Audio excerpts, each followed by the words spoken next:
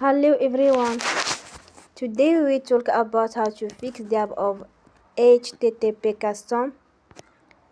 We go to settings,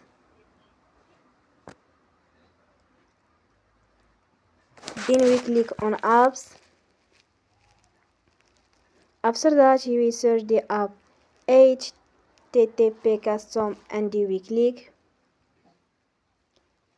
Then we on for stop. After that we go to storage. Then we click on clear cache. In the end, turn off your phone and you will recharge your phone again.